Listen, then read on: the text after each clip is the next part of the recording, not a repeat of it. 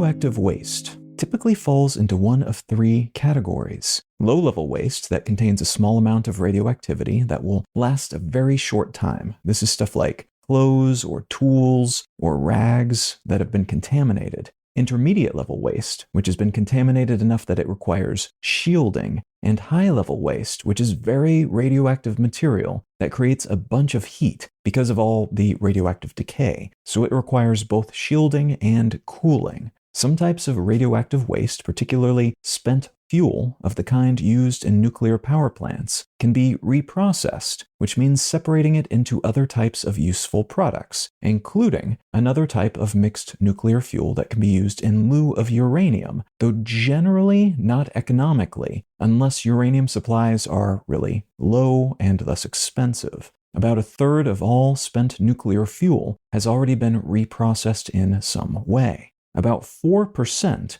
of even the recyclable stuff, though, does not have that kind of second life purpose. And that, combined with the medium and long-lived waste that is quite dangerous just to have sitting around, has to be stored somehow, shielded, and maybe cooled, and in some cases for a very long time. Some especially long-lived fission products have half-lives that stretch into the hundreds of thousands or millions of years, which means they will be radioactive deep into the future, many times longer than humans have existed as a species. That's not common, but that type of waste does exist. According to the International Atomic Energy Agency, something like 490,000 metric tons of radioactive spent fuel is currently being stored on a temporary basis at hundreds of specialized sites around the world. The majority of this radioactive waste is stored in pools of spent fuel water, cooled in that water somewhere near the nuclear reactors where the waste originated.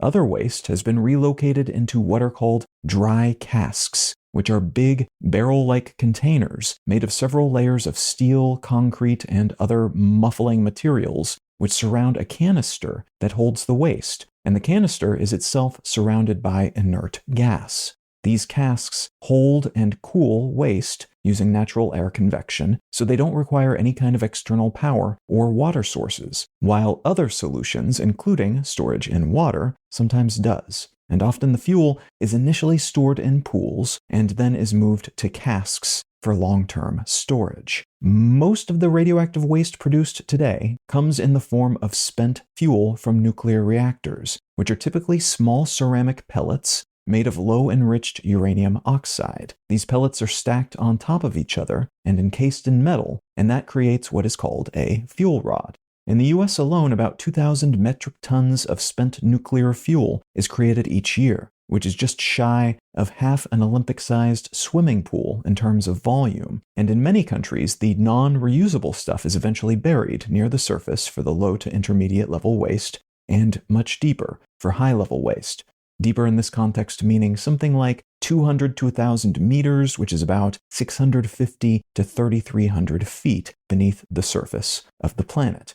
The goal of such burying is to prevent potential leakage that might impact life on the surface, while also taking advantage of the inherent stability and cooler temperatures of underground spaces, which are chosen for their isolation, their natural barriers, and their water impermeability, and which are also often reinforced with human-made supports and security, blocking everything off and protecting the surrounding area so nothing will access these spaces far into the future, and so that they won't be broken open by future glaciation or other large-scale impacts.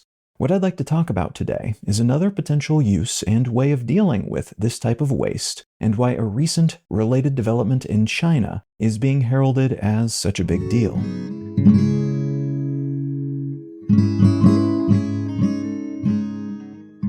You're listening to Let's Know Things. I'm Colin Wright. I'm able to keep this show ad-free because of support from listeners like you. If you're finding value in what I'm doing here, consider becoming a paid supporter for the cost of a cup of coffee each month at letsknowthings.com. And as a thank you for your helping me keep this show solvent, you'll receive an additional bonus More Things episode each month. All right, let's get back to the show.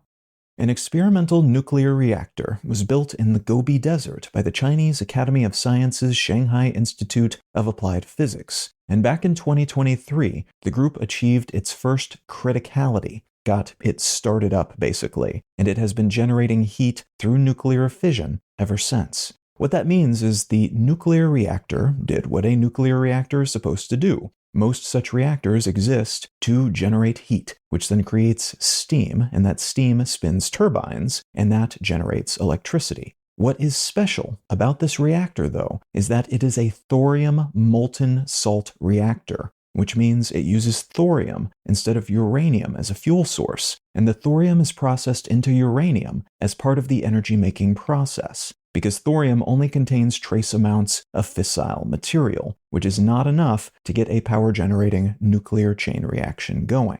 This reactor was able to successfully perform what is called in-core thorium to uranium conversion, which allows the operators to use thorium as fuel and to have that thorium converted into uranium, which is sufficiently fissile to produce nuclear power. And all of that happened inside the core of the reactor. This is an incredibly fiddly and precise process and requires that the thorium-232 used as fuel absorb a neutron, which turns it into thorium-233. Thorium-233 then decays into protactinium-233, and that in turn decays into uranium-233, the fuel that powers the reactor. One innovation here is that this entire process happens inside the reactor, rather than occurring externally, which would require a bunch of supplementary infrastructure to handle fuel fabrication, increasing the amount of space and the cost associated with this reactor. Those neutrons required to start the thorium conversion process are provided by a small amount of more fissile material, like enriched uranium-235 or plutonium-239, and the thorium is dissolved in a fluoride salt and becomes a molten mixture that allows it to absorb that necessary neutron and go through that multi-step decay process, turning it into uranium-233. That endpoint, uranium, then releases energy through nuclear fission, and this initiates what's called a burn-while-breeding cycle, which means it goes on to produce its own neutrons moving forward, those neutrons then starting the process all over again, which obviates the need for those other far more fissile materials that were used to start the chain reaction initially. All of which makes this process a lot more fuel efficient than other options, dramatically reduces the amount of radioactive waste produced, and allows reactors that use it to operate a lot longer without needing to refuel, which also extends a reactor's functional life. On that last point, many typical nuclear power plants built over the past handful of decades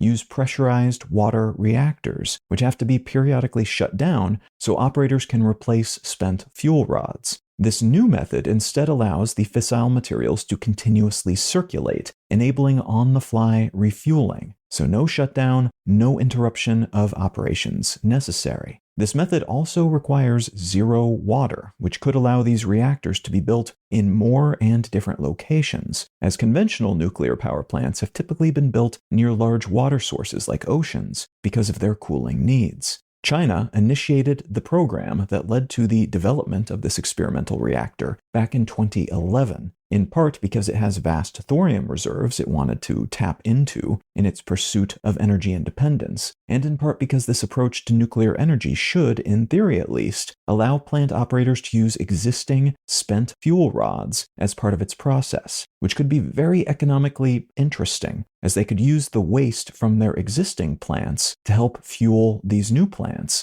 but also take such waste off the hands of other governments, maybe even be paid for doing so, because those other governments would then no longer have to store this stuff, and China could use it as cheap fuel. Win-win. Thinking further along, though, maybe the real killer application of this technology is that it allows for the dispersion of nuclear energy without the risk of nuclear weapons proliferation. The plants are smaller. They have a passive safety system that disallows the sorts of disasters we saw in Chernobyl and 3 Mile Island. That sort of thing just cannot happen with this kind of setup and process. And the fissile materials, aside from those starter materials used to get the initial cycle going, cannot be used to make nuclear weapons. Right now, there is a fair amount of uranium on the market, too. But just like oil, that availability is cyclical, and the world's uranium is controlled by relatively few governments. In the future, that resource could become more scarce, and this reactor setup could become even more valuable as a result, because thorium is a lot cheaper, but also a lot more abundant and it's less tightly controlled because it is useless from a nuclear weapons standpoint. This is only the very first step on the way toward a potentially thorium reactor-dominated nuclear power industry, and the conversion rate on this experimental model is quite meager. That said, it is a big step in the right direction and a solid proof of concept, showing that this type of reactor has promise and would probably work scaled up as well. And that means the 100 megawatt demonstration reactor China is also building in the Gobi, hoping to prove the concept's full value by 2035, stands a pretty decent chance of having a good showing.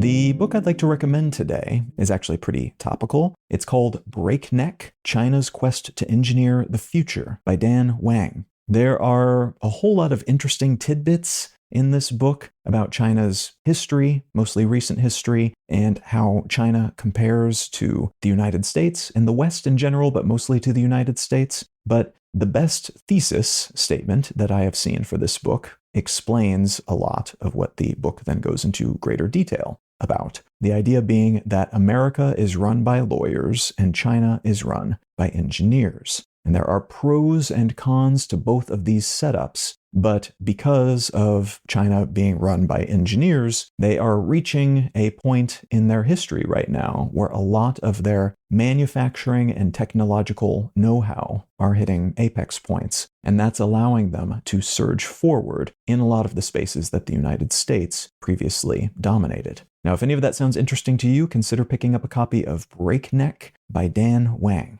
Let's Know Things is a listener-supported show. I don't make any money from ads, only what listeners contribute by becoming paid supporters at letsknowthings.com. If you're not in the position to become a paid supporter at the moment, consider leaving a quick review wherever you get your pods. Those help get the show in front of more people and lend a hint of credibility to independently made shows like this one. A huge thanks in advance, whatever shape your support might take.